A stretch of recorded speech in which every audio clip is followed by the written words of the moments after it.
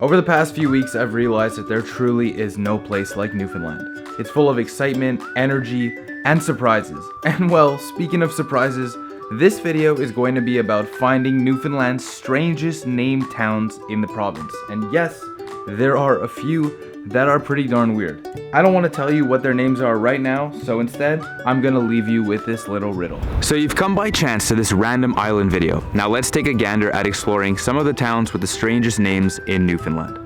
Dildo is where we're starting.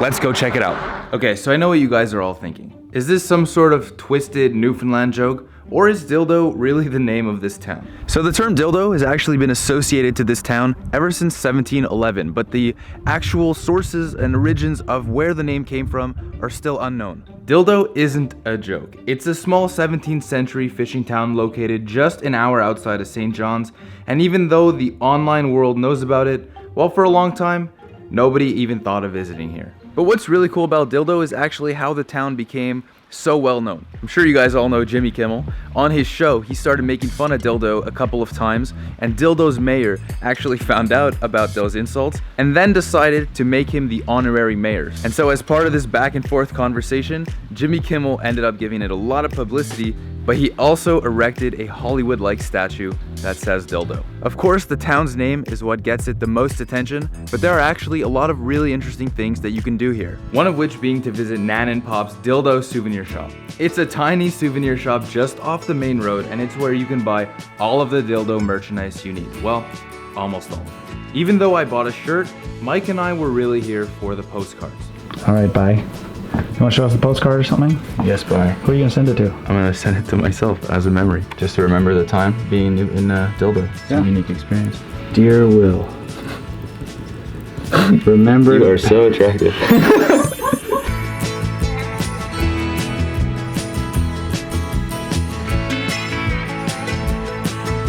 There you go. Stamped and everything. Boom. It's not often that we refer to a post office as somewhere to go see in a town, but when you've got a name like this, one of the most popular activities to do is send your own postcard.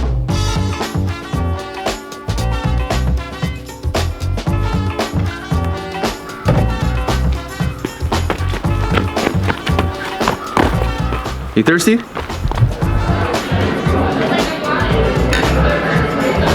The brewery is really where it's at. Every local that we met told us to go there and to try the fish and chips, and they did not disappoint. Oh, sheesh. Who knew? Dildo Brewing. Best fish and chips in Canada. Said by me. Now, although the fish and chips don't technically qualify as wellness, part of the strength in having balance is knowing when to pick your battles. When you're in a small fishing town in Newfoundland, you gotta get what they're known for, even if it's not the healthiest choice, and then you just simply make up for it within the future days and future meals. You can't get this type of stuff in a big town. You can only go to a small fishing town to get the best fish and chips. And so, dildo or not dildo, doesn't matter what the name of the place is, small towns, explore them, enjoy the local food there, and eat it with good people. In the end, there is no need to think long and hard about whether to visit Dildo.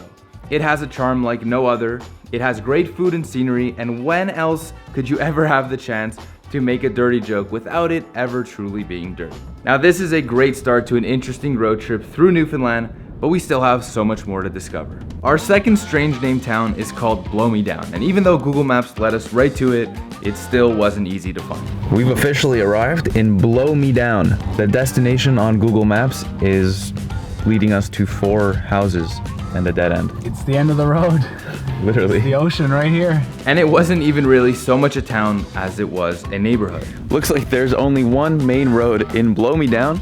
Blow Me Down Road. Creativity goes as far as the name. But what does Blow Me Down even mean? Well, blow me down, Mike. So great to see you here. What does that mean? It means I'm shocked to see you here, and I'm happy I'm surprised. It's a sailor thing. You wouldn't know. Well, now you do. Okay, well, that's what it means. So I'm not even really sure if Blow Me Down is a town. It's more a part of Port au Grave, or as Newfoundlanders would say, Port au Grave. Yeah, we're going up to Port au Grave. No, that's, what is that, Australian? But one cool thing that we did notice is that they have a lighthouse and a little heritage site that has, honestly, a tremendous view of the coastline and the ocean. Now, although there was no real town, trying to find Blow Me Down got us to stumble across that incredible lighthouse which was a great place to relax, work out, and take in the beautiful view. It's definitely pretty, but could it be nicer? Yes. Could the lighthouse be bigger? Yes. Could the town have a lot more to do? Sure. But if there's one thing I've learned from Blow Me Down, it's that size doesn't always matter. And just because this lighthouse isn't as big as all the other lighthouses, doesn't mean it can't do the job. It's a mindset! Woo! Oh yeah, you can't make that up. Daniel's, I wonder where Daniel is. He's probably busy right now. We see this as a little tourist thing. Then you realize people live here. They spend could be their entire lives here. Well, and they're happy with it too. Yeah, but that's the great part. That just shows there's so many different types of people in this world, and there's something for each of us.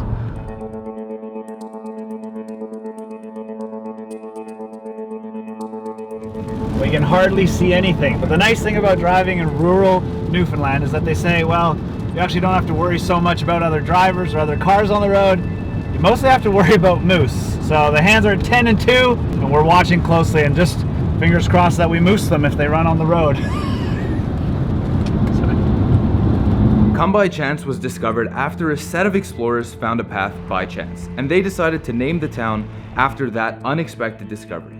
And believe you me, we were having a hard time trying to find it ourselves. So we've officially established that we're in the middle of nowhere. I think Newfoundland already very, very isolated, but now middle of nowhere, going to another town called Come By Chance, which is literally a town that people stumbled upon by chance. And everything is starting to make sense. Are we sure we can drive through here?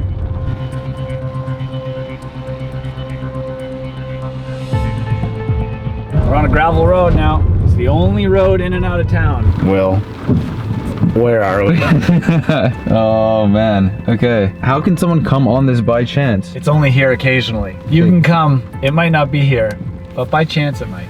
Eventually, we stumbled across an unexpected path ourselves, and it started to give us some hope. We found a side road. Yeah. Could this be Come By Chance? Ah, we found it! Town of Come By Chance. We found it! This might be about the only proof that we found it, but we'll take it. Welcome to Come By Chance, a town of 250 people approximately. We didn't find the town, but we found the walking trail, and we know the town exists because we saw the hiking trail. We're here. Listen, I don't make this up. Did you know that the town of Come By Chance is located at the head of Placentia Bay?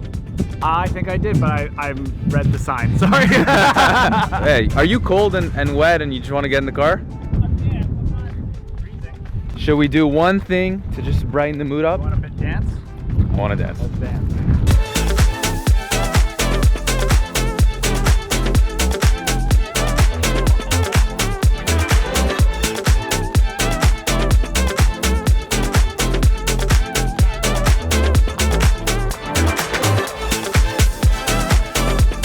So we came here by chance, but we're leaving here on purpose.